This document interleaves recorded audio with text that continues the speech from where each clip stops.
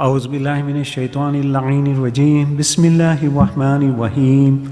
ياسين والقرآن الحكيم إنك لمن المرسلين على صراط مستقيم تنزيل العزيز الرحيم لتنذر قوما ما أنذر آباؤهم فهم غافلون لقد حق القول على أكثرهم فهم لا يؤمنون.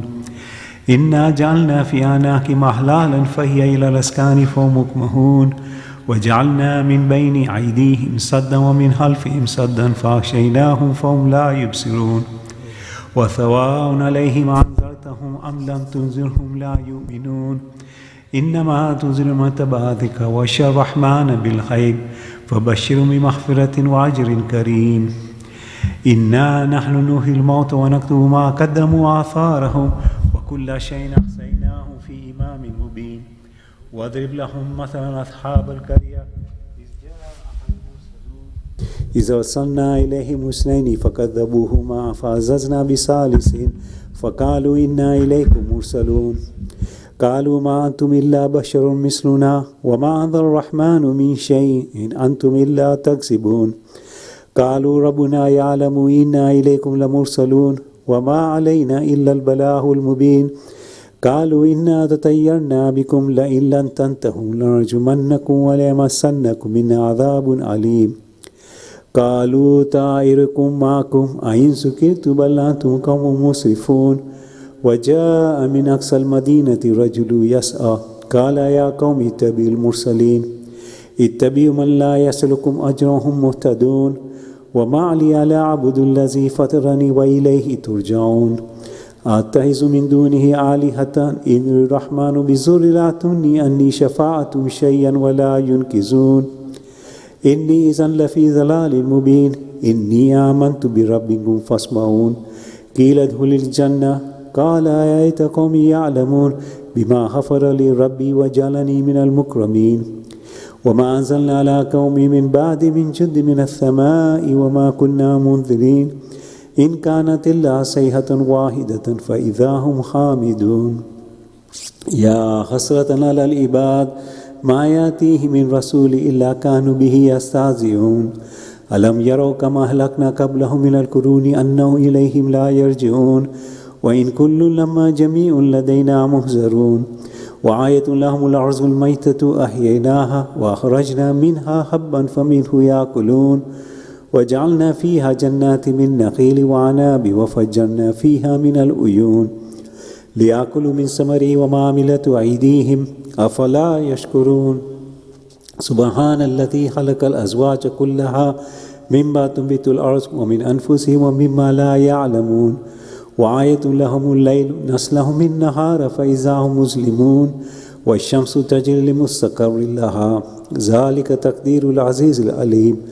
والقمر قدرناه منازل حتى عاد كالعرجون القديم. لا الشمس ينبغي لها أن تدرك القمر والليل سابق النهار وكل في فلك يسبحون.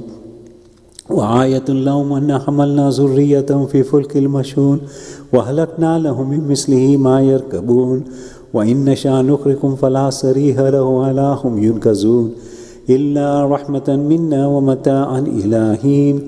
وإذا قيل له اتقوا ما بين أيديكم وما خلفكم لعلكم ترحمون. وما تأتيه من آية من آيات ربهم إلا كانوا عنها مؤرزين. وإذا قيل له أنفقوا مما رزقكم الله قال الذين كفروا الذين آمنوا أنتم من لا يشاء والله أطعم إن أنتم إلا في ضلال مبين. ويقولون متى هذا الوعد إن كنتم صادقين ما ينظرون إلا صيحة واحدة دعوهم وهم يخصمون فلا يستطيعون توصية ولا إلى أهلهم يرجعون. ونفخ في الصور فإذا هم من الأجداث إلى ربهم ينسلون. قالوا يا ويلنا من بعثنا من مرقدنا هذا ما وعد الرحمن وصدق المرسلون إن كانت إلا صيحة واحدة فإذا هم جميع لدينا محضرون. فاليوم لا تظلم نفس شيئا ولا تجزون إلا ما كنتم تعملون. إن أصحاب الجنة يوم في شغل فاكهون هم أزواج في ظلال على الأرائك متكئون لهم فيها فاكهة ولهم ما يدعون.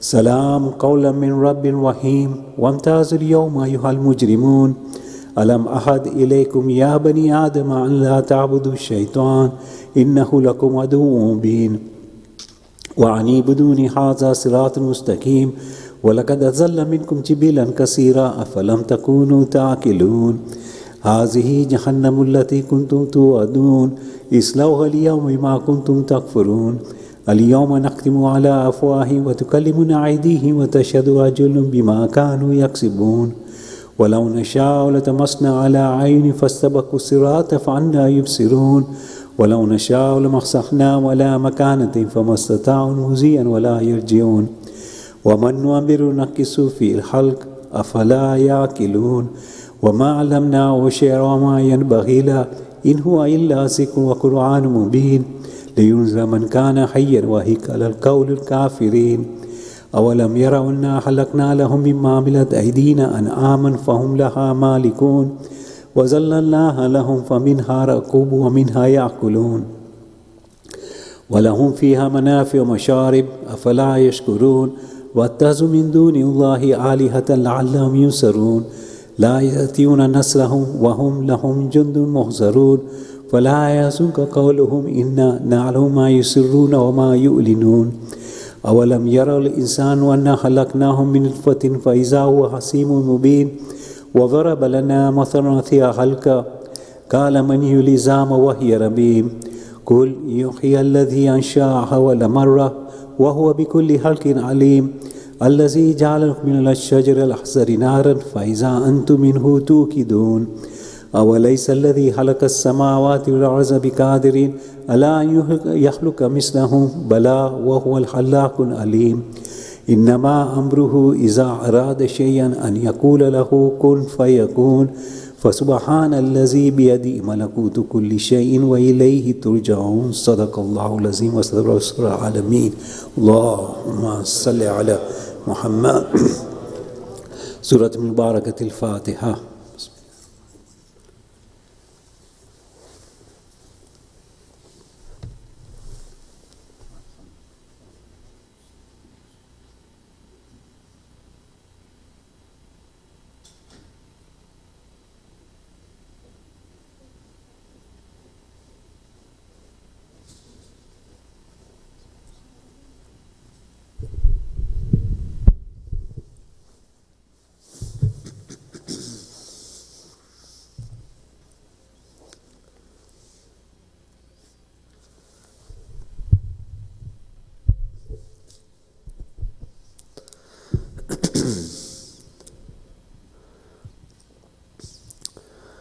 دعاكم اللهم صل على محمد وآل محمد.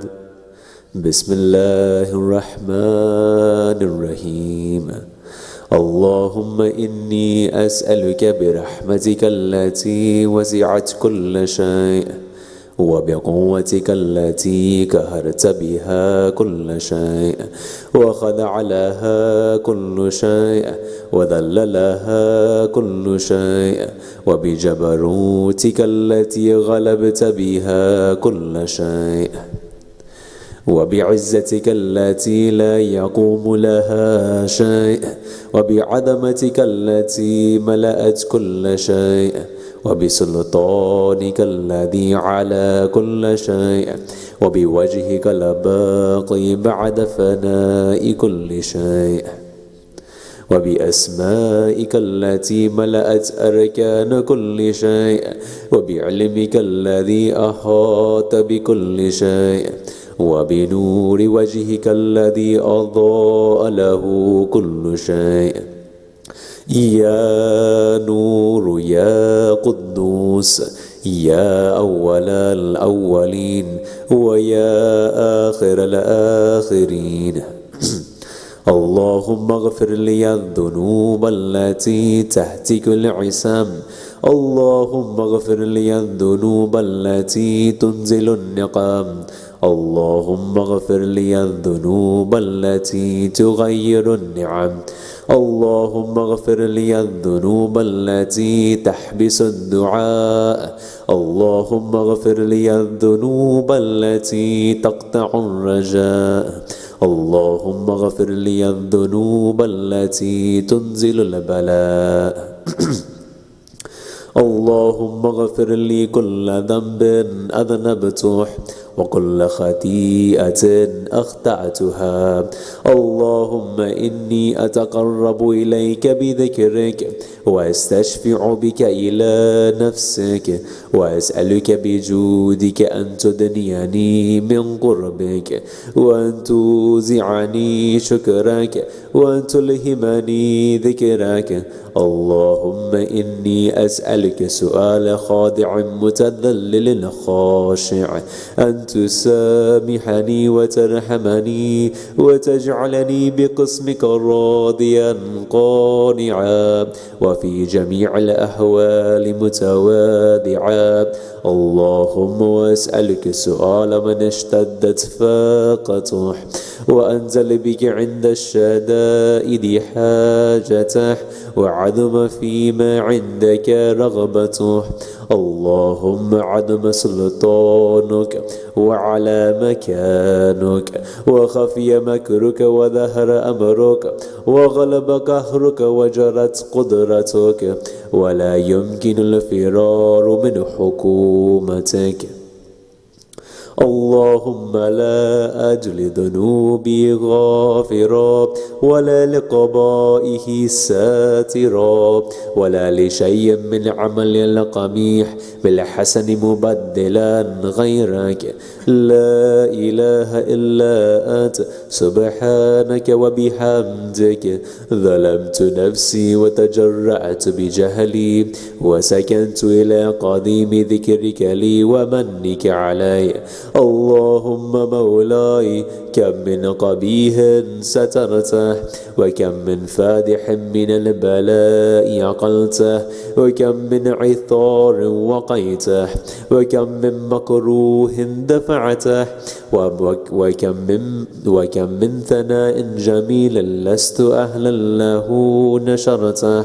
اللهم عدم بلائي وفرت بي سوء حالي وقصرت بي عمالي وقعدت بي أغلالي وحبسني عن نفعي بعد أملي وخدعتني الدنيا بغرورها ونفسي بجنايتها ومطالي. يا سيدي فأسألك بعزتك ألا يحجب عنك دعائي سوء عملي وفعالي ولا تفضحني بخفي ما اطلعت عليه من سري ولا تعاجلني بالعقوبة على ما عملته في خلواتي من سوء فعلي وإساءتي ودوام تفريطي وجهالتي وكثرة شهواتي وغفلتي.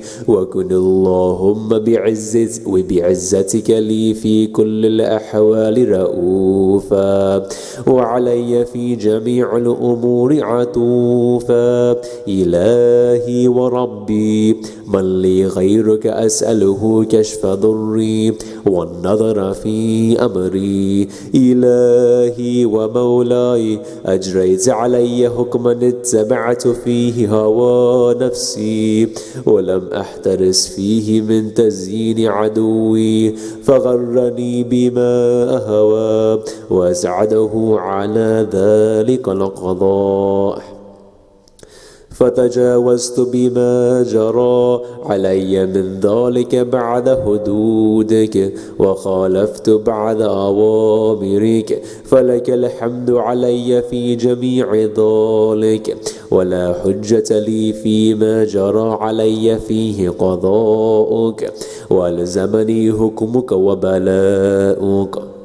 وقد آتيتك يا إلهي بعد تقصيري وإسرافي على نفسي، معتذرا نادما منكسرا مستقيلا مستغفرا منيبا مقرا مذعنا معترفا، لا أجد مفرا مما كان مني ولا مفزعا نتوجه إليه في أمري غير قبولك عذري وإدخالك إياي في سعة رحمتك. اللهم فقبل عذري وارحم شدة ضري وفكني من شد وثاقي. يا رب ارحم ضعف بدني ورقة جلدي ودقة عدمي، يا من بدا خلقي وذكري وتربيتي وبري وتغذيتي.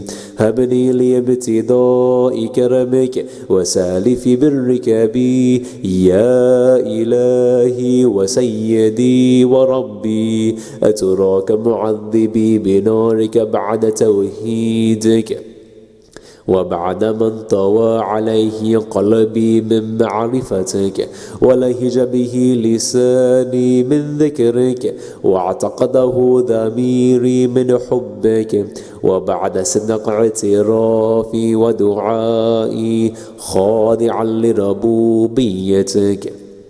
هيهات أنت أكرم من أن تضيع من ربيته أو تبعد من أدنيته أو تشرد من آويته أو تسلم إلى البلاء من كفيته ورحمته.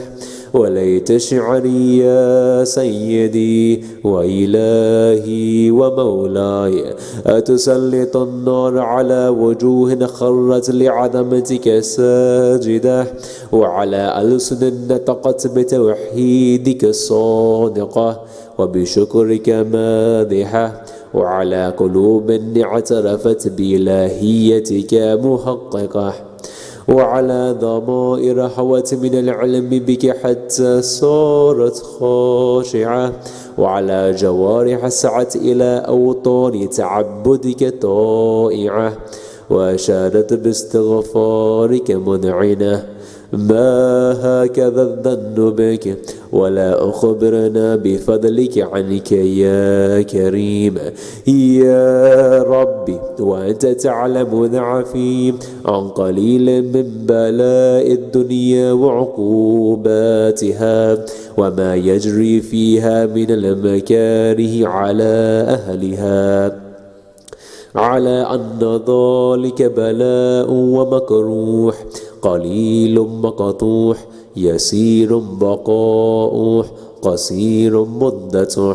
فكيف احتمالي لبلاء الآخرة وجليل وقوع المكاره فيها وهو بلاء تطول مدته ويدوم مقامه ولا يخفف عن أهله، لأنه لا يكون إلا عن غضبك وانتقامك وسخطك، وهذا ما لا تقوم له السماوات والأرض. يا سيدي فكيف لي وأنا عبدك الضعيف الذليل الحقير المسكين المستكين.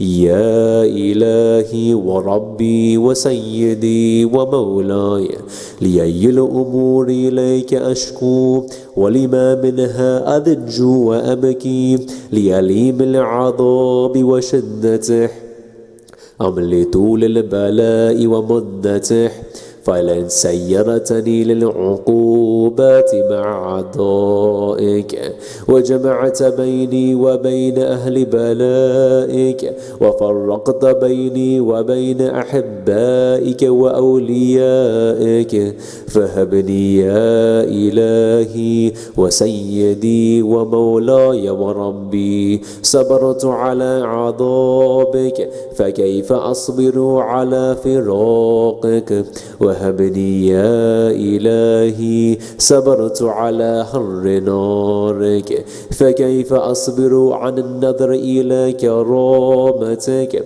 أم كيف أسكن في النار ورجائي عفوك؟ فبعزتك يا سيدي ومولاي أقسم صادقا لئن تركتني ناطقا لأدجن إليك بين أهل هذا جيج الآملين، ولأصرخن إليك صراخ المستصرخين، ولأبكين عليك بكاء الفاقدين، ولو نادينك أين كنت يا ولي المؤمنين، يا غاية آمال العارفين، يا غياث المستغيثين، يا حبيب قلوب الصادقين، ويا إله العالمين. أفطراك سبحانك يا إلهي وبحمدك تسمع فيها سود عبد مسلم سجن فيها بمخالفته، وضاق طعم عذابها بمعصيته، وهبس بين أطباقها بجرمه وجريرته، وهو يذج إليك ذجيج مؤملا لرحمتك، ويناديك بلسان أهل توحيدك، ويتوسل إليك بربوبيتك. يا مولاي فكيف يبقى في العذاب وهو يرجو ما سلف من حلمك؟ أم كيف تؤلمه النار وهو يأمل فضلك ورحمتك؟ أم كيف يهرقه لهيبها وأنت تسمع صوته وترى مكانه؟ أم كيف يشتمل عليه زفيرها وأنت تعلم ضعفه؟ أم كيف يتقلقل بين أطباقها وأنت تعلم صدقه؟ أم كيف تزجره زبانيتها وهو يناديك يا ربه؟ أم كيف يرجو فضلك في عتقه منها فتتركه فيها؟ هيهات ما ذلك الظن بك، ولا المعروف من فضلك، ولا مشبه لما عاملت به الموحدين من برك وحسانك. فباليقين أقطع لولا ما حكمت به من تعذيب جاهديك، وقضيت به من إخلاد معانديك، لجعلت النار كلها بردا وسلاما، وما كانت لأحد فيها مقرا ولا مقاما، لكنك تقدست أسماؤك أقسمت أن تملأها من الكافرين من الجنة والناس أجمعين، وأن تخلد فيها المعاندين، وأن تجل ثناؤك. قلت مبتدئا وتطولت بالإنعام متكرما، أفمن كان مؤمنا كمن كان فاسقا لا يستوون. إلهي وسيدي فأسألك بالقدرة التي قدرتها وبالقضية التي حتمتها وحكمتها وغلبت من عليه أجريتها، أن تهب لي في هذه الليلة وفي هذه الساعة كل جرم أجرمته، وكل ذنب أذنبته، وكل قبيح أسررته، وكل جهل عملته كتمته أو علنته، أخفيته أو أظهرته، وكل سيئة أمرت بإثباته الكرام الكاتبين الذين وكلتهم بحفظ ما يكون مني، وجعلتهم شهودا علي مع جواره، وكنت أنت الرقيب علي من ورائهم والشاهد لما خفي عنهم، وبرحمتك أخفيته وبفضلك سترته، وأن توفر حظي من كل خير أنزلته أو إحسان فضلته أو بر نشرته أو رزق بسطته أو ذنب تغفره أو خطأ تستره. يا ربي يا ربي يا رب، يا إلهي وسيدي ومولاي ومالك رقي، يا من بيده ناسيتي، يا عليما بضري ومسكنتي، يا خبيرا بفقري وفاقتي. يا ربي يا ربي يا رب، أسألك بحقك وقدسك وعظم صفاتك وأسمائك أن تجعل أوقاتي في الليل والنهار بذكرك معمورة وبخدمتك موصولة وأعمالي عندك مقبولة، حتى تكون أعمالي وأورادي كلها وردا واحدا وحالي في خدمتك سرمدا. يا سيدي، يا من عليه معولي، يا من إليه شكوت أحوالي. يا ربي يا ربي يا رب، قوي على خدمتك جواره واشدد على العزيمة جوانه، وهب لي الجد في خشيتك والدوام في الاتصال بخدمتك حتى أسرح إليك في ميادين السابقين وأسرع إليك في المبادرين وأشتاق إلى قربك في المشتاقين، وأدنو منك دنو المخلصين وأخافك مخافة الموقنين وأجتمع في جوارك مع المؤمنين. اللهم ومن أرادني بسوء فأرد ومن كادني فكد، واجعلني من أحسن عبيدك نصيبا عندك وأقربهم منزلة منك وأخسهم زلفة لديك، فإنه لا ينال ذلك إلا بفضلك، وجد لي بجودك وعتف علي بمجدك واحفظني برحمتك، واجعل لساني بذكرك لهجا وقلبي بحبك متيما، ومن علي بحسن إجابتك وأقلني عثرتي واغفر زلتي، فإنك قضيت على عبادك بعبادتك وأمرتهم بدعائك وضمنت لهم الإجابة. فإليك يا ربي نسبت وجهي، وإليك يا ربي مددت يدي، فبعزتك استجب لي دعائي وبلغني مناي، ولا تقطع من فضلك رجائي، واكفني شر الجن والإنس من أعدائي. يا سريع الرضا، اغفر لمن لا يملك إلا الدعاء، فإنك فعال لما تشاء. يا من اسمه دواء وذكره شفاء وطاعته غنى، ارحم من رأس ماله الرجاء وسلاحه البكاء. يا سابغ النعم، يا دافع النقم، يا نور المستوحشين في الظلام، يا عالما لا يعلم، صل على محمد وآل محمد وافعل بي ما أنت أهله، وصلى الله على رسوله والأئمة الميامين من آله وسلم تسليما كثيرا.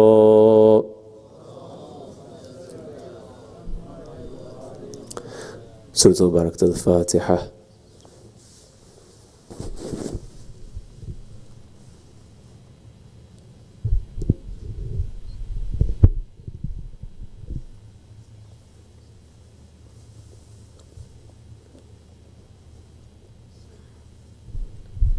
हदीस किस्सा अल्लाहुम्मा सल्लि अला मुहम्मदिन व आलि मुहम्मद बिस्मिल्लाहिर रहमानिर रहीम अन फातिमत ज़हरा अलैहिस्सलाम बिन्ति रसूलिल्लाह सल्लल्लाहु अलैहि व आलिहि अन्ना क़ाल दख़ल अलैया बि रसूलुल्लाह फ़ी बअज़िल अय्याम फ़क़ाल अस्सलामु अलैकी या फ़ातिमा फ़क़ुल्तु अलैका अस्सलाम क़ाल इन्नी अजिदु फ़ी बदनी ज़ुअफ़न फ़क़ुल्तु लहु उईज़ुका बिल्लाहि या अबता मिन अज़्ज़ुअफ़ फ़क़ाल या फ़ातिमा इतिनी बिल्किस्साइ अल-यमानी फ़ग़त्तीनी बिही फ़अतैतु बिल्किस्साइ अल-यमानी फ़ग़त्तैतु बिही वसिरतु अंज़ुरु इलैहि व इज़ा वजदtu लहु कन्नहुल बद्रु फ़ी लैलति तमामिहि व कमालिहि फ़मा कानत इल्ला साअतन व इज़ा बिवलदिल हसन अलैहिस्सलाम क़द अक़बल व क़ाल अस्सलामु अलैकी या उम्महु फ़क़ुल्तु अलैका अस्सलाम या क़ुर्रता ऐनी व समरत फ़ुआदी फ़क़ाल या उम्महु इन्नी शमिंदकी रायतन तय्यबा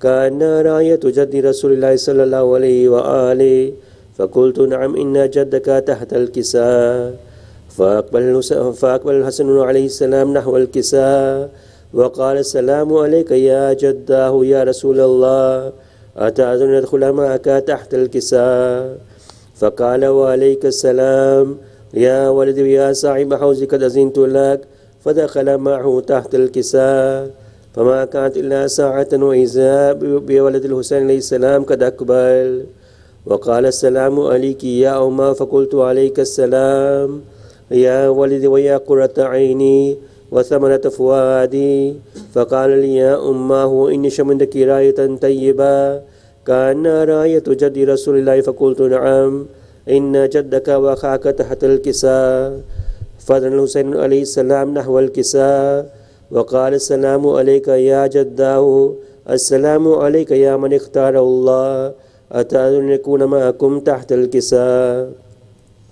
फ़क़ाल व अलैका अस्सलाम या वलदी व या शाफ़ी उम्मती क़द अज़िनतु लक फ़दख़ल मअहुमा तहतल किसा फ़अक़बल इंद ज़ालिका अबुल हसन अली इब्न अबी तालिब अलैहिस्सलाम व क़ाल अस्सलामु अलैकी या बिन्त रसूलिल्लाह फ़क़ुल्तु अलैका अस्सलाम या अबल हसन व या अमीरल मुअमिनीन फ़क़ाल या फ़ातिमतु इन्नी शमिंदकी रायतन तय्यबा कान्ना रायतु अख़ी अब्नी अम्मी रसूलिल्लाह फ़क़ुल्तु नअम हा हुवा मअ वलदैका तहतल किसा फ़अक़बल अली नहवल किसा व क़ाल अस्सलामु अलैका या रसूलल्लाह अतअज़ुनु यकून मअकुम तहतल किसा फ़क़ाल व अलैका अस्सलाम या अख़ी व या वसिय्यी व ख़लीफ़ती व साहिब लिवाइ क़द अज़िनतु लक फ़दख़ल अली तहतल किसा सुम्मा अतैतु नहवल किसा व क़ुल्तु अस्सलामु अलैका या अबता या रसूलल्लाह अतअज़ुनु यकून मअकुम तहतल किसा फ़क़ाल व अलैकी अस्सलाम या बिन्ती व या बिज़अती क़द अज़िनतु लक फ़दख़लतु तहतल किसा फ़लम्मा इक्तमलना जमीअन तहतल किसा अख़ज़ा बि रसूलुल्लाह बितरफ़िल किस्साइ व हुमा बियदिल यमना इला अस्समाइ व क़ाल अल्लाहुम्मा इन्न हाउलाइ अहलु बैती व ख़ास्सती व हाम्मती लहमुहुम लहमी व दमुहुम दमी युअलिमुनी मा युअलिमुहुम व यहज़ुन्नी मा यहज़ुनुहुम अना हर्बुन लिमन हारबहुम व सिल्मुन लिमन सालमहुम व अदुव्वुन लिमन आदाहुम व मुहिब्बुन लिमन अहब्बहुम इन्नहुम मिन्नी व अना मिनहुम फ़ज्अल सलवातिका व बरकातिका व रहमत ग़ुफ़रानिका व रिज़वानिका अलैया व अलैहिम व अज़िब अन्हुम रिज्सा व तहिरहुम तत्हीरा।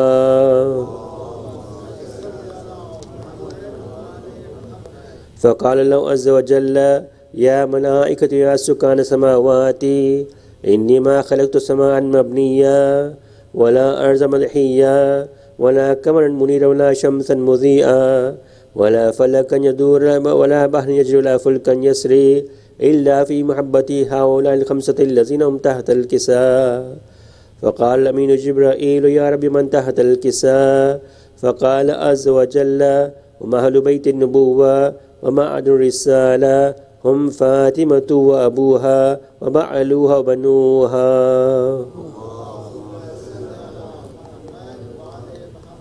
फ़क़ाल जिब्राईल या रब्बी अतअज़ुनु लिअन अहबित अल-अर्ज़ लियकून मअहुम सादिसन فقال له نعم قد أذنت لك. فبت الأمين جبرائيل وقال السلام عليك يا رسول الله. العلي الأعلى يكرهك السلام ويخصك بالتحية والإكرام ويقول لك وعزتي وجلالي إني ما خلقت سماء مبنيا ولا أرض مدحيا ولا قمرا منيرا ولا شمسا مضيئا ولا فلكا يدور ولا بحر يجري ولا فلكا يسري إلا لأجلكم محبتكم وقد أذن ندخل معكم فهل تأذن لي يا رسول الله؟ فقال رسول الله وعليك السلام يا أمين وحي الله إنه نعم قد أذنت لك. فدخل جبرائيل معنا تحت الكساء فقال لي أبي إن الله قد أوحى إليكم يقول إنما يريد الله ليذهب عنكم رجس أهل البيت ويطهركم تطهيرا.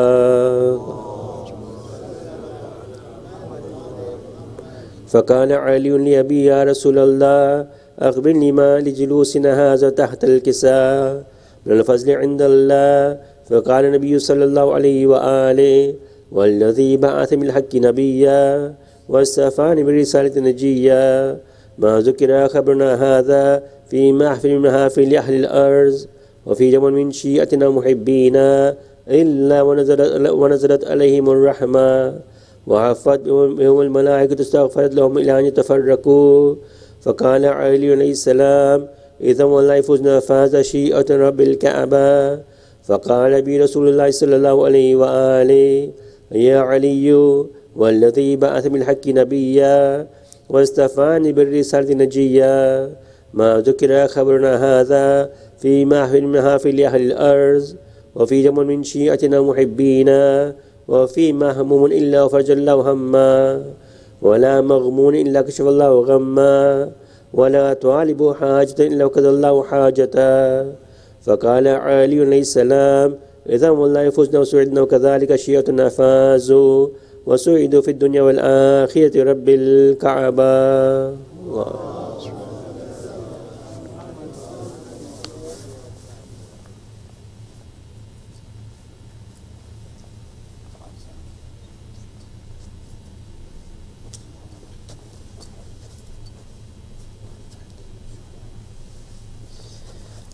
بر محمد وآل محمد صلوات. لکھے گا منقبت اب کوئی کیا معصومۂ قم کی کہ جب اللہ کرتا ہے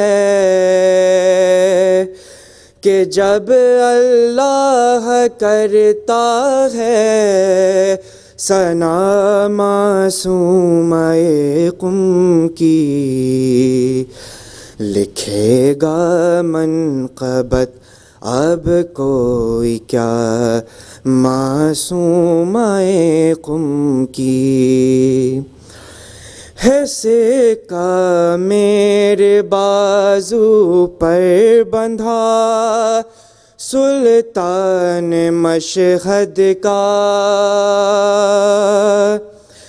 ہے سکہ میرے بازو پر بندھا سلطان مشہد کا یوں میرے ساتھ رہتی ہے یوں میرے ساتھ رہتی ہے دعا معصومۂ قم کی لکھے گا منقبت اب کوئی کیا معصومۂ قم کی اگر پوچھیں رضا تیری رضا کیا ہے تو کہہ دوں گا اگر پوچھیں رضا تیری رضا کیا ہے تو کہہ دوں گا مجھے خدامی کر دیجئے مجھے خدامی کر دیجئے عطا معصومۂ قم کی، لکھے گا منقبت اب کوئی کیا معصومۂ قم کی. تیری تعویذ تربت پر رکھا قرآن کہتا ہے، تیری تعویذ تربت پر رکھا قرآن کہتا ہے، تلاوت کر رہی ہے، تلاوت کر رہی ہے انما معصومۂ قم کی. لکھے گا منقبت اب کوئی کیا معصومۂ قم کی. کریموں میں کریمہ اور معصوموں میں معصومہ، کریموں میں کریمہ اور معصوموں میں معصومہ. خصوصیت ہے یہ زینب، خصوصیت ہے یہ زینب کی اور معصومۂ قم کی. لکھے گا منقبت اب کوئی کیا معصومۂ قم کی. سر زہرا سے آئی تھی ردا ثانی زہرا، سر زہرا سے آئی تھی ردا ثانی زہرا، سر زینب سے آئی ہے، سر زینب سے آئی ہے ردا معصومۂ قم کی. لکھے گا منقبت اب کوئی کیا معصومۂ قم کی. صلوات.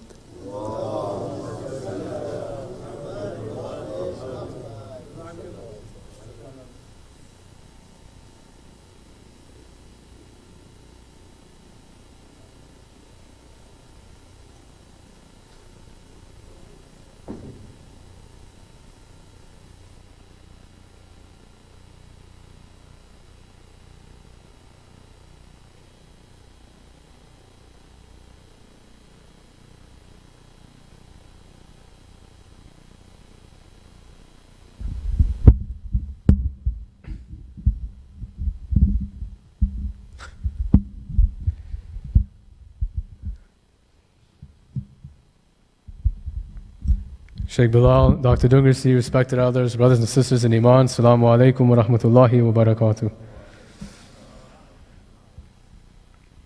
Tomorrow, Friday, Salatul Jummah will start at 12:30 p.m., starting with Du'a Nudba, followed by our evening program, Forming an Action Committee, Political Awareness in Our Community, with Sheikh Bilal, starting with Salat.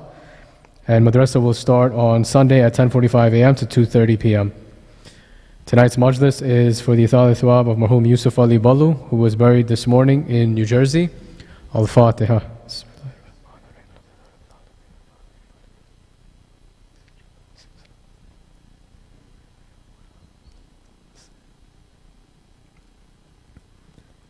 The annual general meeting, followed by our elections for the term of 2024 to 2026, will be taking place on Saturday, May 18th at 4 p.m.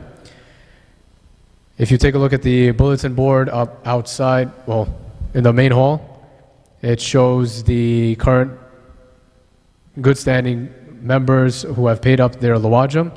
In order for you to vote, you do have to be paid up. Tonight's Surah Yasin has been sponsored for the Ithal Thawab of the Marhumeens that are displayed on the screen. Let us all recite Surah Fatiha for all Marhumeen.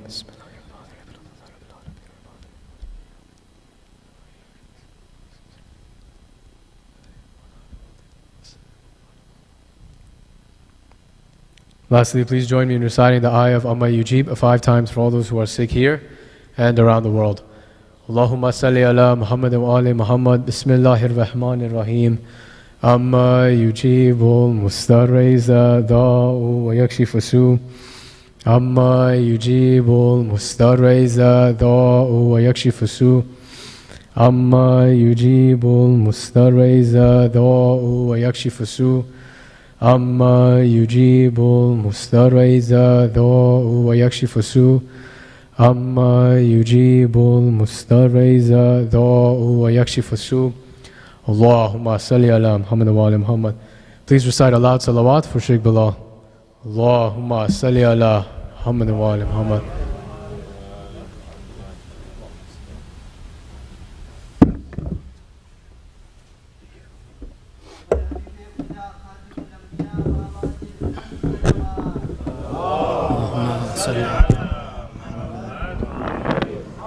رحم الله من يقرأ سورة الفاتحة.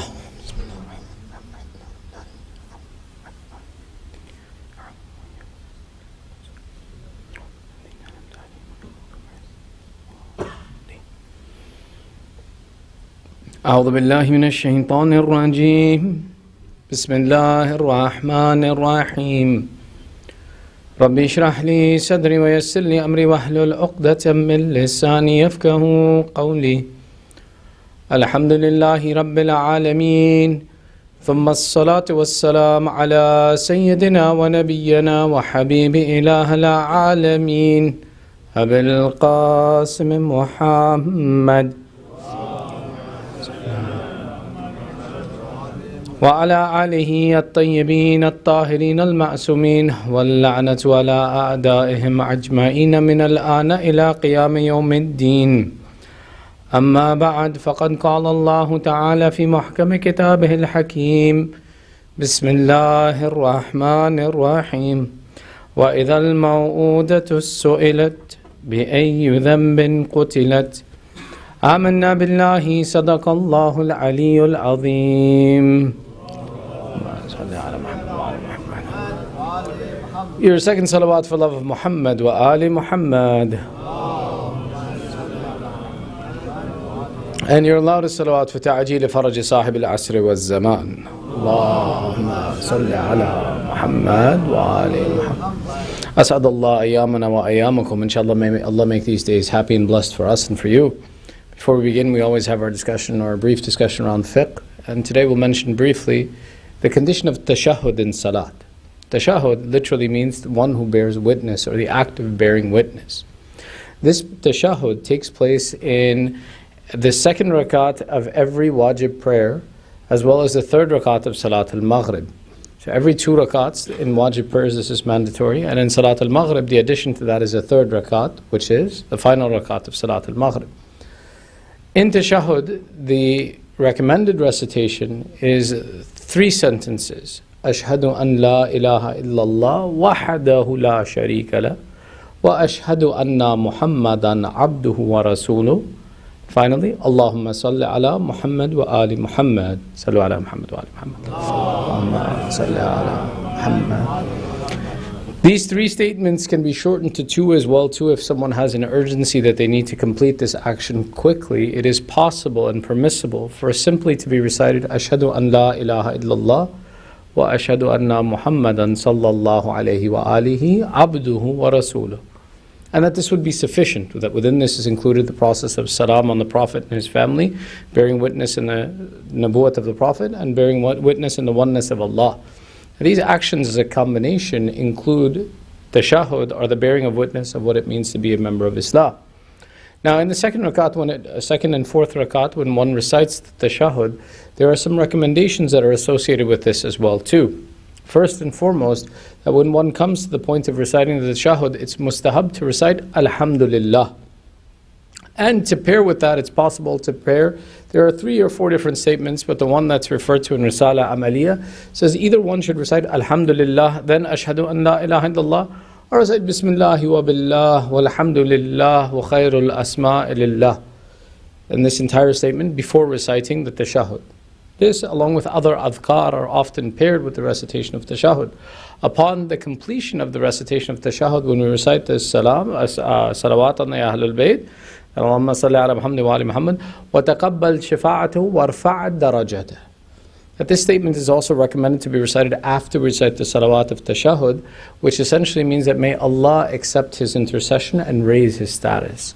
That refers to the status of our Prophet that's associated with this. These are mustahabbat.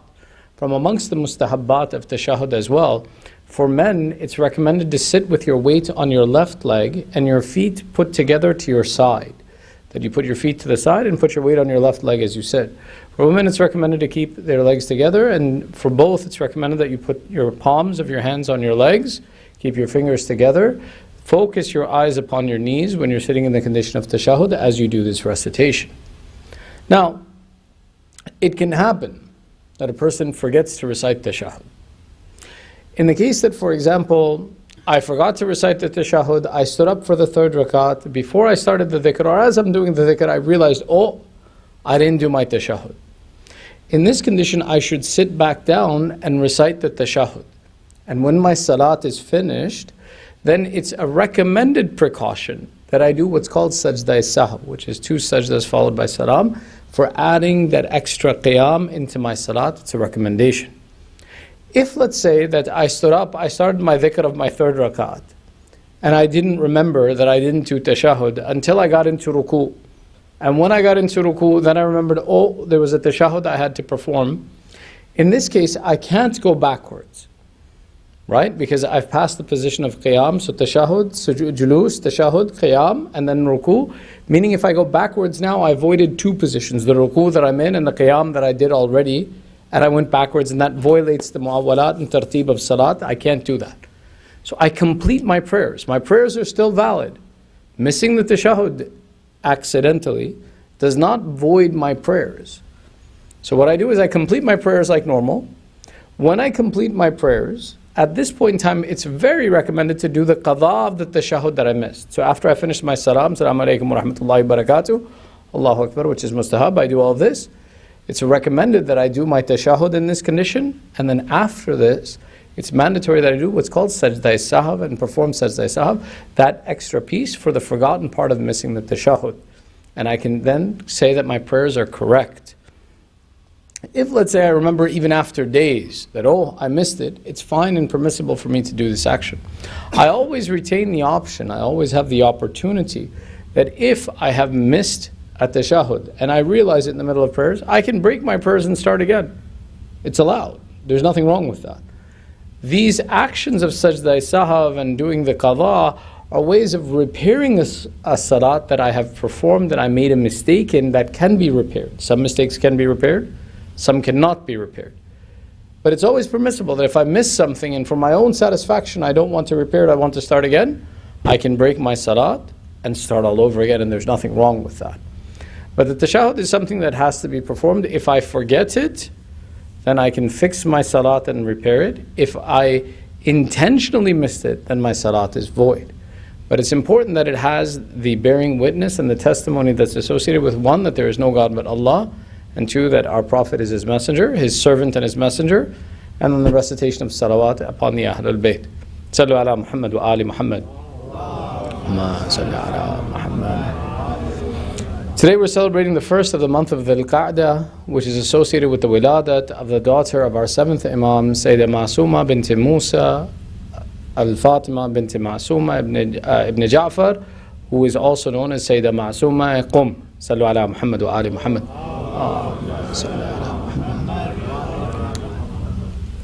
The verse that we began our discussion with is from Surah Takwir, the 8th and 9th verses of Surah Takwir, in which Allah asks and He says that on the Day of Judgment there will be that girl who was killed upon her birth, that she will be asked, بِأَيُّ ذَنْبٍ قُتِلَتْ, what sin were you killed for?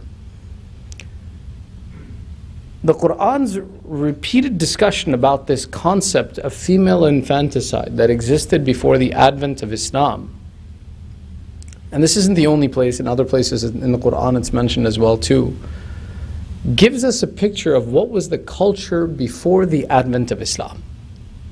And what were the people like? And what was humanity like before the advent of Islam? One of the explanations that kind of comes up in discussions that happens is, why was our Prophet revealed to Arabia? Why was he revealed in Hijaz? Why wasn't he revealed where Musa and Isa were revealed? Right? Majority of the Anbiya that the Quran talks about were not Anbiya who were revealed in Arabia. As a matter of fact, the Anbiya who were revealed to Arabia are very few. And most of the Anbiya that are discussed were revealed to the areas of Levant and the areas of Sham and the areas of Jordan and those areas that are to the north and to the west of Arabia. One discussion comes and says that our Prophet was sent to Arabia because it was the darkest of places and the most backwards of places and the most ignorant of places, and to show the light of Islam, Allah set it in the darkest of places to illuminate the worst of people. Now, the philosophy behind why our Prophet went to Hijaz, the use of the Arabic language, there's many debates and discussions about the wisdom behind why Allah did this. There's one discussion that talks about changing the culture of Arabia. And Allah then pointing to the culture of Arabia in the Quran and talking about the attributes of the people of Hijaz brings an interesting context to who were these people and what they were like. Some of the Mufassirin, when they look at these verses in Surah At-Takwir, discuss and mention that it's possible that this wasn't a common practice amongst the Arab, but rather it was shadh, it was unusual, and that there was maybe one tribe that did this action of female infanticide. But the description is so specific that they describe and say that birth would be given by the Bedouins in the desert, away from the society. They would dig a hole, and when the child was born, if it was a boy, the child would be picked up, and if it was a girl, it would simply be covered. Describes and says, as many Mufassirin argue, is that this wasn't unusual. It was not just the Kinda or one tribe that performed this action, but rather it was something common amongst the Arab. And when it was discussed why this practice would be common amongst the Arab, there are a few reasons that they came up with, and they described and they said, it could be very well because of, for example, the responsibility that a girl could not produce wealth, could not aid, and the poverty that existed as a source of poverty and fear that this was another mouth to feed, but it had no ability of bringing resources, that it was better to do without it. Another says that, for example, that they could be a source of disgrace because while a boy could work and do support, a woman could be carried away when there was, for example, a raid on the clan and the tribe. And these types of examples that kind of pointed out to the idea that we couldn't see much material benefit from this child, therefore we chose not to have this child. Which showed that the culture of Arabia prior to the advent of Islam was one that objectified women in the sense that if they serve no purpose, they have no right to exist. This concept of objectification existed then, and we saw all the negatives associated with it. And today too, we see an objectification of women coming back, and a new age of ignorance establishing that looks at women as a material benefit to be sought after, to be benefited from, or even for women how they look at themselves, that what they possess from what Allah has given them and their role in society is to manipulate, take advantage of the resources that they have, and that this is their purpose of existence. This objectification, this abuse, this refusal of acknowledging the humanity of women, the humanity of girls, was something that Islam came to correct. The aspect of this correction, its ufuq, its completion, is manifested today. That we took something that humanity looked at as an object, looked at something that was a disadvantage in possession. And today we sit in a gathering to celebrate, to appreciate, to build an attachment with Sayyida Fatima Masooma. Sallu ala Muhammad wa ali Muhammad. Sallu ala Muhammad. Let me explain how I got to this conclusion. When our Prophet comes and he wants to change the culture, he wants to create the idea that women are more than a possession, that in the eyes of Allah this is a great blessing, and that to have a daughter is a good thing. Hence Allah blesses our Prophet with a daughter. Not just does Allah bless him with a daughter, and think of it this way, that rahmatul lil alameen, the mercy to humanity, if Allah is to give him anything, he would give him the best of what could be given and nothing less than that. that Allah demonstrates and manifests for the one who is intelligent that the best thing that you can possess is what I gave to my beloved, my Habib, which is a daughter. And then our Prophet, to educate the society at that time, would explain and say that when a man had 3 daughters, he would sit and he say that one who has 3 daughters and raises them on the path of Islam, Allah has guaranteed him heaven. To the extent where the man who had 2 daughters would come and say, Ya Rasulullah, what about me? I have 2 daughters. Rasulullah would reply, Walau, even if you had 2 daughters, if you raised them well, you would be guaranteed heaven. Then the one who had 1 daughter would come and say, Ya Rasulullah, what about me? I only have 1 daughter. And the answer would be given, even if you have 1 daughter, if you raise her on the path of Islam, that Allah has guaranteed you entrance into heaven on the basis of this daughter. Allah raised the status of women in this example for the appreciation that instead of looking at them as that, oh, what is the maddiyat, the material that I can extract from this child, and if there is no material I can extract from this child, then she serves me no purpose, to now look and to say that no, this is the rahmah and the mercy of Allah that has been placed on me, and this mercy is such that it doesn't just extend in this world, but even in the hereafter it is a benefit for me in attaining greater proximity and ease of salvation in the eyes of Allah. Here is how Islam wanted to change the perspective, to look at the beauty. Hence we saw the example of Sayyidah Fatima in the house of Rasulullah, and Rasulullah pointing and showing that these daughters, these women in your houses, have the capacity and capability of being Umme Abiha. It's possible that it should be that this daughter becomes the mother of her father. It goes even further to the extent that when Allah wants to introduce, as Fazl Bhai just recited for us in Hadith Kisa, when Allah wants to introduce to creation the purpose of creation, when the malaika are asking, وَمَنْ تَحْتَ الْكِسَى, that who is it that is under this cloak, that Allah, you are saying, I did not create the heavens and the earth, I did not create the sun and the moon, I did not create anything in existence except for by the right of these 5 people. And the angels then turn and ask Allah, who is this that's under the kisa? Allah makes the introduction by saying, Hum Fatima, wa abuha, wa ba'luha, wa banuha. Sallu ala Muhammad wa sallu ala Muhammad. This shows how Allah is changing the status of women in society by demonstrating and showing that their essence and their presence is the unifying factor and is something that is critical for all of humanity, that anyone who is associated with these women receives benefit, to the extent where even the Ahlul Bayt are introduced through the personality of Bibi Fatima. And Allah, when He introduces to the Malaika, who are these people that are under the cloak, He says they are Fatima, her father, her husband, and her sons. Which is an explanation to show us the greatness and the azamat, that these women are not an object to be possessed, but rather they are a shakhsiyah and a personality that Islam acknowledges and gives priority and responsibility to, and that through your attachment to them, Allah gives you mercy. We go even further, that when society didn't understand this concept, we see our A'imma taking the time to educate humanity about the benefit. Where we see one example, that a man who is disturbed by the aspect of having a daughter, and he sits by the Imam, and the Imam sees him disturbed and he says, why are you upset? He says, Yabna Rasulullah, I had a daughter that was born to me today, and I'm upset that I had a daughter born to me. This is a mu'min, but he's influenced by the society and the environment. So the Imam says, if you had desired something for yourself, and Allah gave you something different than what you desired, but Allah chose for you something and gave you it in place of your desire, would you be happy or upset? So certainly I'd be happy. If Allah chooses something for me, it's better than what I could choose for myself. So the Imam replies, then he says, why are you upset? Allah has chosen a daughter for you. This is the choice of Allah that has been presented to you. This is the gift from Allah that has been given to you. And it is Allah's desire for you to possess this, not your discretion. And the perspective that the Imam is establishing and saying that this is Allah whose love is presented in front of you in the aspect of this daughter, and to appreciate her. This is Allah's choice for you. In all of these elements, we started to see how society started to shift in the aspect of appreciation of daughters. And this Sayyidah Masooma is not an exception in that process, but rather she showed us an ideal example of where her father says, may I be sacrificed upon my daughter. And Imam is saying this about his daughter to show the appreciation how wonderful daughters are.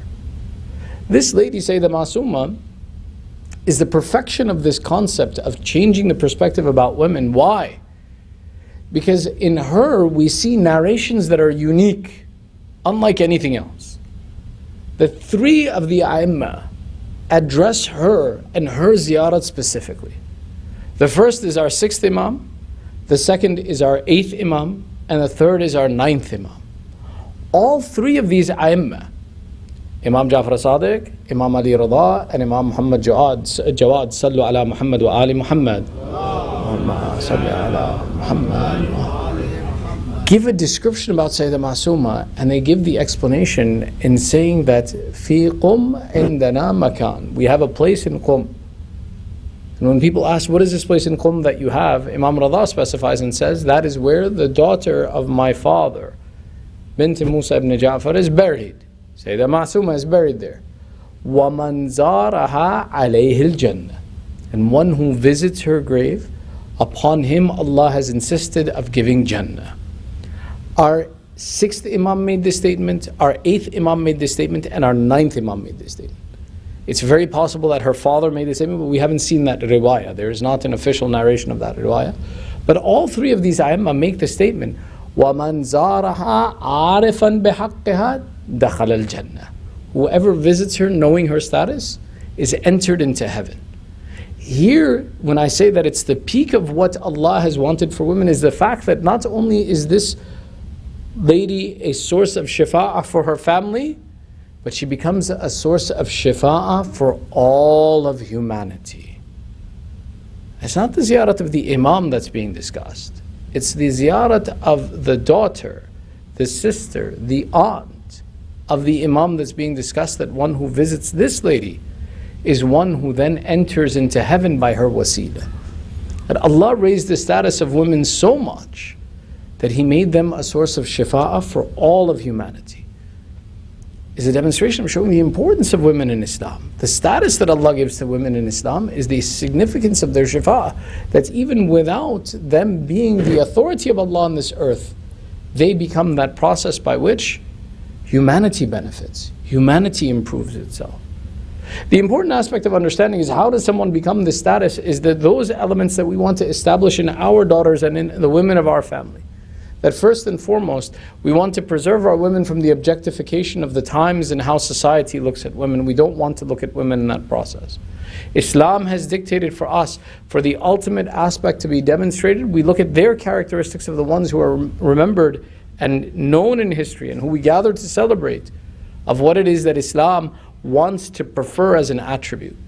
In this we see that the attributes of Sayyidah Masooma that are recorded are not her beauty,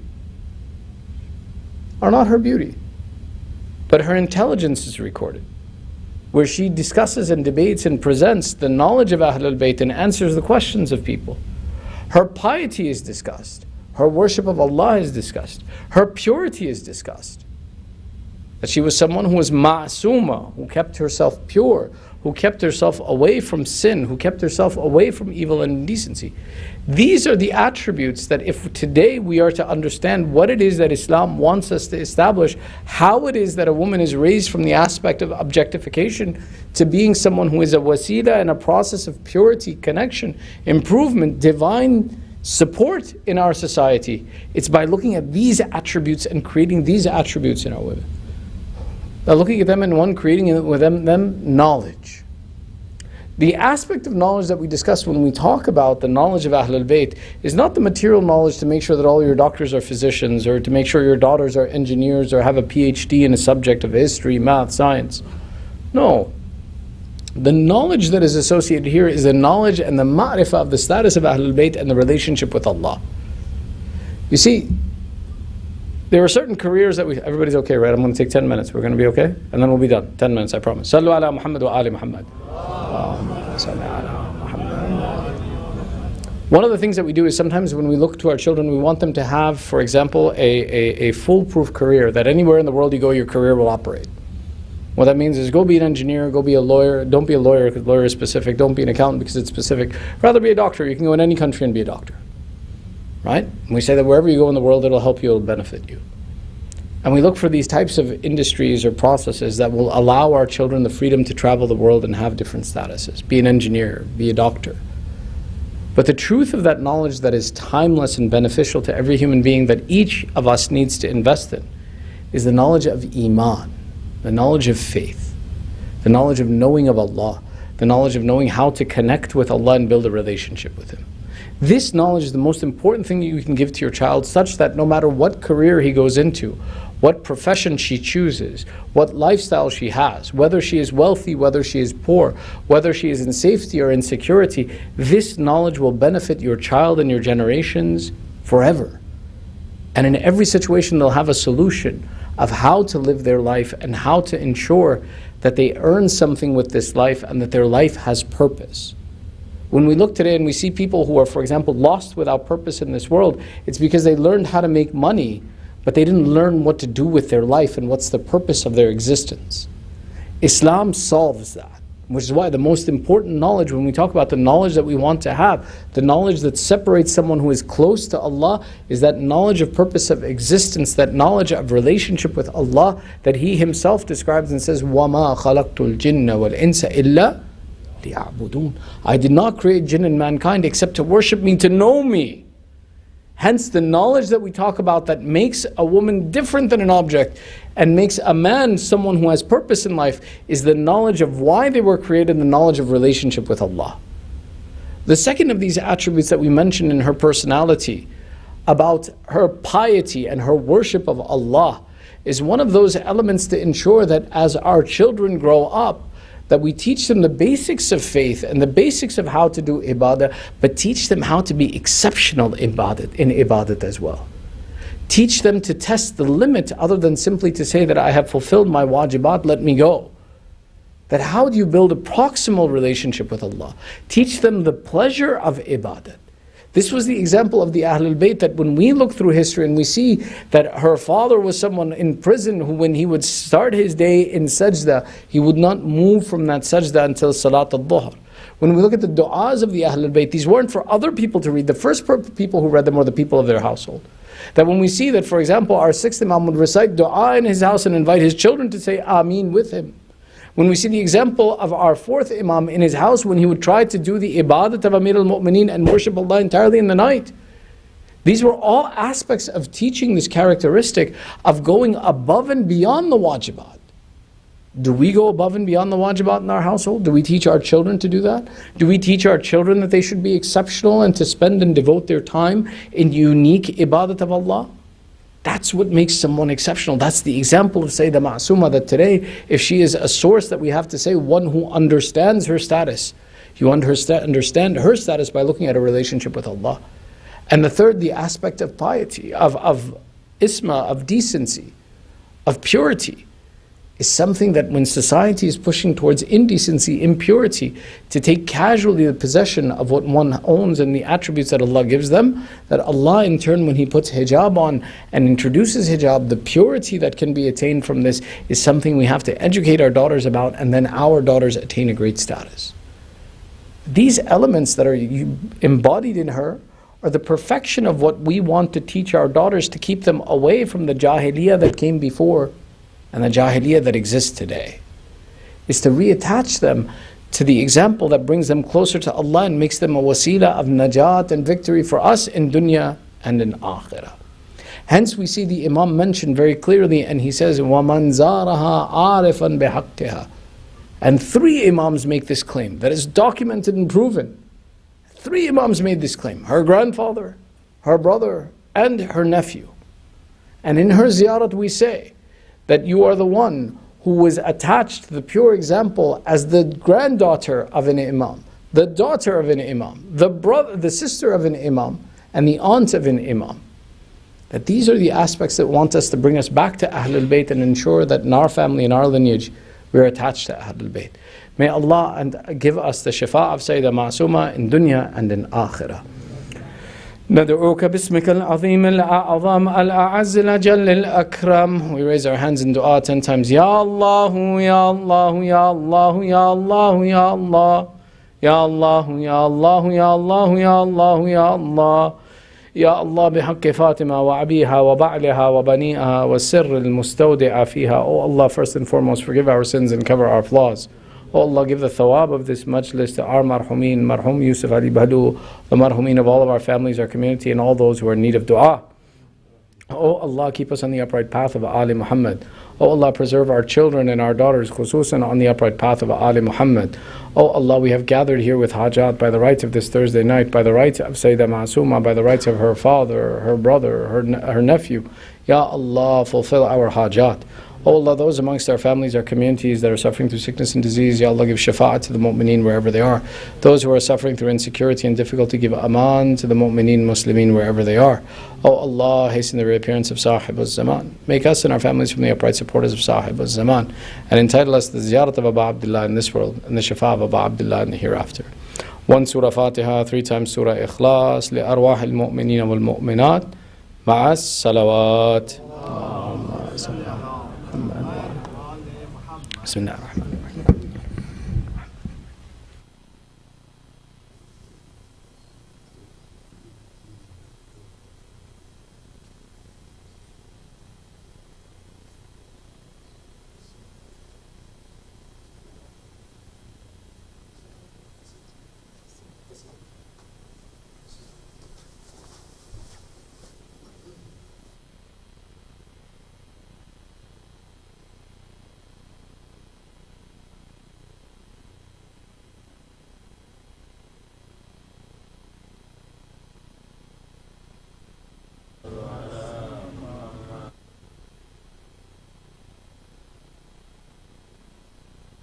بماسوم خواہر یا رضا بی معصوم اپنے روزے پہ ہم کو بلا لیجئے خواہر یا رضا بی معصوم اپنے روزے پہ ہم کو بلا لیجئے خواہر یا رضا بی معصوم دونوں عالم چمکنے دمکنے لگے نور محفل پہ چادر تنی نور کی نور محفل پہ چادر تنی نور کی نور پھیلا ہوا جھکی رات میں خواہر یا رضا بی معصوم اپنے روزے پہ ہم کو بلا لیجئے خواہر یا رضا بی معصوم آپ کا بائی زامین و سامن ہے وہ بادشاہ خراسان امام رضا بادشاہ خراسان امام رضا سب کی حاجت جلدی دلا دیجئے خواہر یا رضا بی معصوم all together اپنے روزے پہ ہم کو بلا لیجئے خواہر یا بی معصوم بن گئی ہے ضمیر عشق باغ جنا سج گئے آسماں کھل اٹھا گلستاں سج گئے آسماں کھل اٹھا گلستاں مانگ لو رحمت کھول لو جھولیاں خواہر یا رضا بی معصوم اپنے روزے پہ ہم کو بلا لی خواہر یا رضا बीबी मासूमा-ए-क़ुम। इस तरफ नूर है, उस तरफ नूर है, सारा आलम मसरत से मामूर है, सारा आलम मसरत से मामूर है। जिसको देखो वही आज मसरूर है, ख्वाहरे या रज़ा बीबी मासूमा-ए-क़ुम। अपने रोज़े पे हमको बुला ली, ख्वाहरे या रज़ा बीबी मासूमा-ए-क़ुम। है पाँच और बनो मिल जहार दाहतान अहमद व अली व हसन शबीर से ले इमाम-ए ज़मान,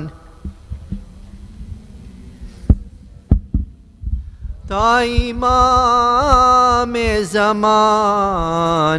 एक एक पे सदा सलवात पढ़ो, सलवात सलवात के हो पे निसारे गोहर जो नबी है बुलान। सलवात सलवात ओ सलाम या इमाम-ए ज़मान, फरमा वो ज़ुहूर।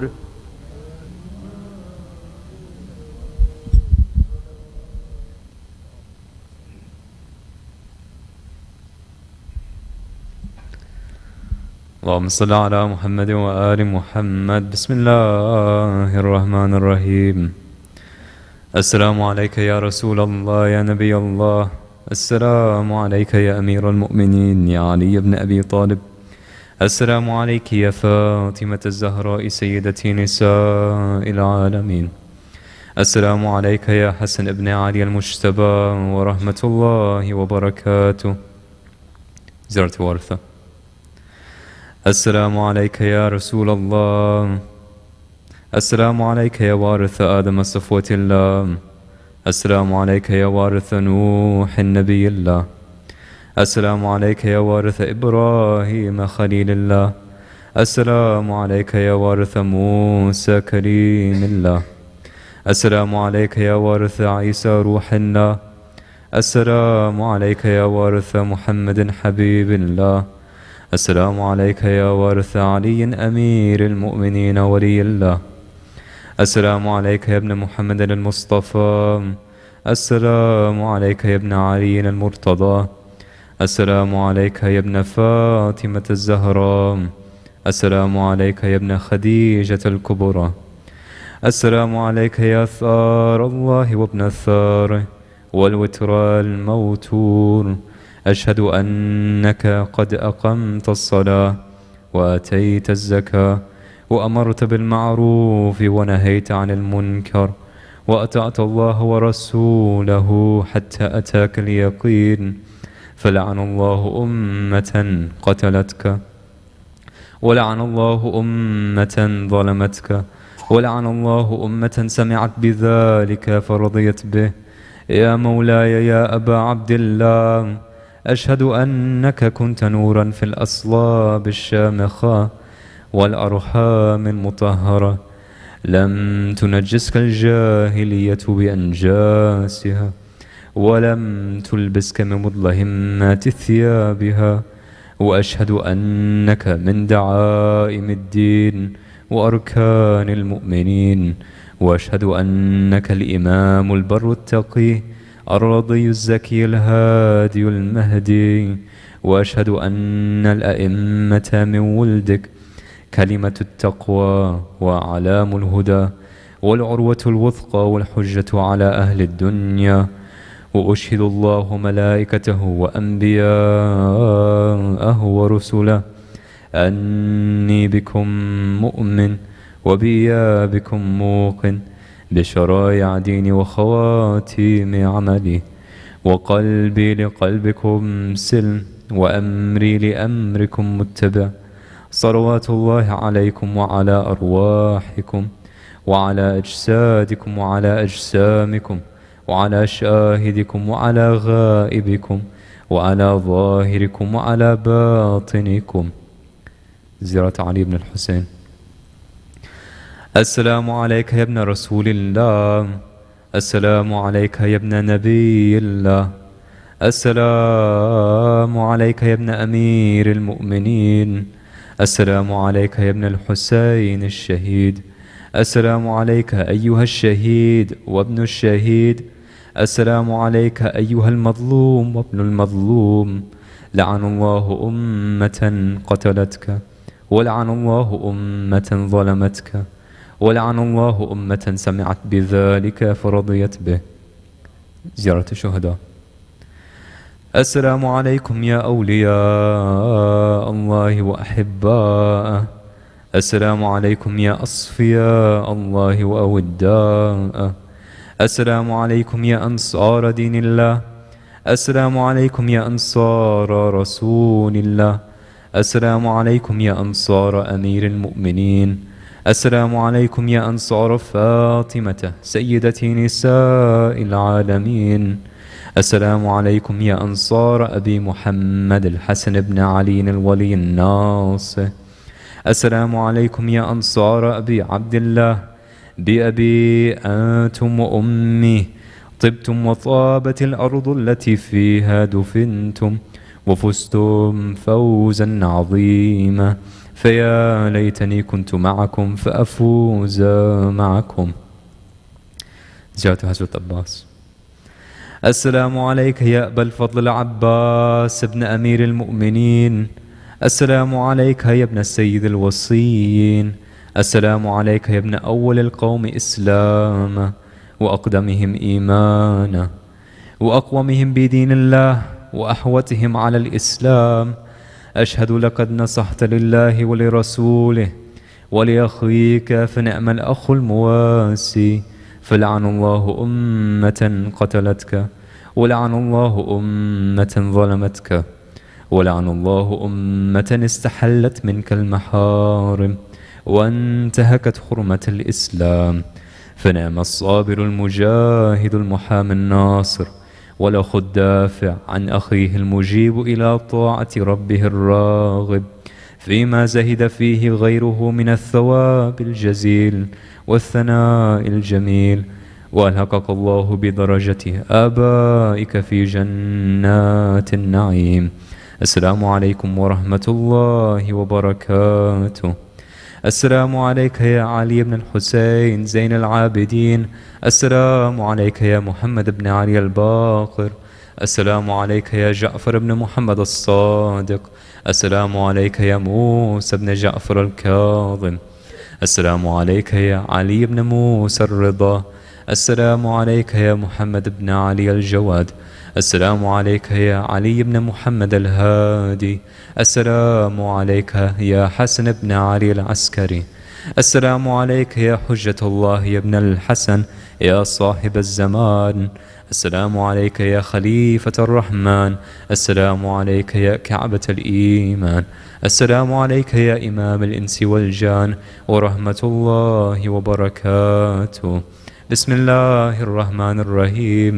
اللهم كن وليك الحجة بن الحسن صلواتك عليه وعلى آبائه